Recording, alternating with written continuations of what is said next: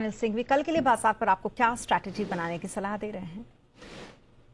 हमारे बाजारों के बंद होने के वक्त डाउ फ्यूचर्स करीबन 150 पौने 200 अंक मजबूत थे। नेस्डेक फ्यूचर्स भी करीबन 100 पॉइंट मजबूत, यानी कि अमेरिका में एक अच्छे सेशन की उम्मीद तो आप रख सकते हैं। लेकिन देखना ही होगा कि न कच्चे तेल की कमजोरी पर, न ही रुपए की मजबूती पर, न ही अमेरिकी और बाकी दुनिया भर के बाजारों की मजबूती पर भारतीय बाजार रिएक्शन दे रहे हैं। रिएक्शन आ रहा है तो सिर्फ एक बात पर कि एफआईएस की बिकवाली कितनी हुई। तो आज के सेशन में भी ये देखना बड़ा इंपॉर्टेंट होगा एफआईएस की बिकवाली के आंकड़े कैसे हैं। आंकड़े तो रहेंगे बिकवाली, क्योंकि स्क्रीन साफ बता रही थी।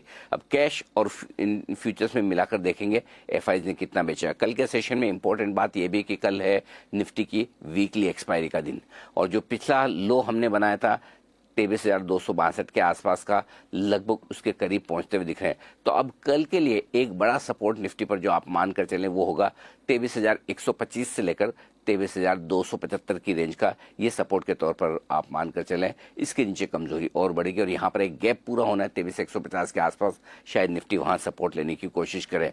बैंक निफ्टी 53,650 के आसपास बंद हुआ है। वैसे तो सपोर्ट बड़ा जो है बैंक निफ्टी का 52,800 से 53,100 की रेंज में, उम्मीद करें उसे होल्ड करना चाहिए। रिकवरी अगर आती है तो इस रिकवरी में ऊपर की तरफ 23,550, 23,725 ये आपकी रेंज है जहां पर आपको प्रॉफिट बुकिंग बिकवाली आते हुए नजर आएगी। और बैंक निफ्टी में रिकवरी में आप ये मान के चलें 54,100, 54,400 की रेंज रुकावट के तौर पर रहेगी। अब वैसे बाकी फैक्टर्स पर बाजार का रिएक्शन कम है, तो ऐसे में जब तक एफआईएस की बिकवाली रुकने के संकेत ना आए, बाजार के लिए एक अच्छी रिकवरी बना पाना और ऊपर टिक पाना काफ़ी मुश्किल है। या तो फिर कि कोई खबर इतनी बड़े आ जाए, चाहे वो लोकल हो या फिर ग्लोबल मार्केट से युद्ध को रोकने को लेकर आए, और वो बाजार का मूड बदल दे और एफआईएस को बेचने से रोके या फिर शॉर्ट कवरिंग के लिए ट्रिगर करे, तब तो अलग बात हो सकती है। अदरवाइज बाजार का टेक्सचर थोड़ा सा ढीला होता दिख रहा है और ऊपरी स्तरों पर बाजार को टिकने में परेशानी आती दिख रही है।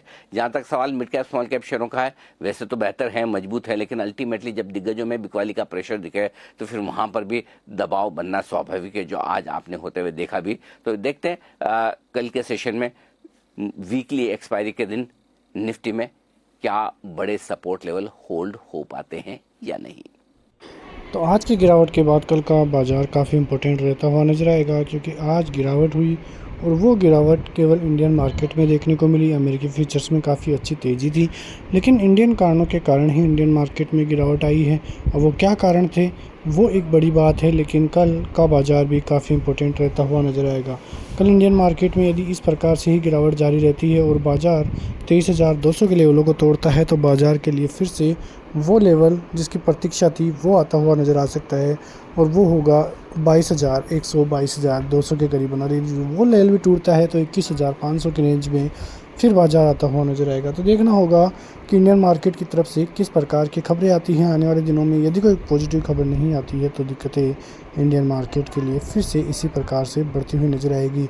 लेवलों की बात करें तो 23,350 नीचे की तरफ टूटते ही 23,150 और 23,000 तक के टारगेट मिलेंगे। ऊपर की तरफ बाजार जब तक 23,500 क्रॉस नहीं करता है तब तक दिक्कतें ऐसे ही बढ़ती रहेगी।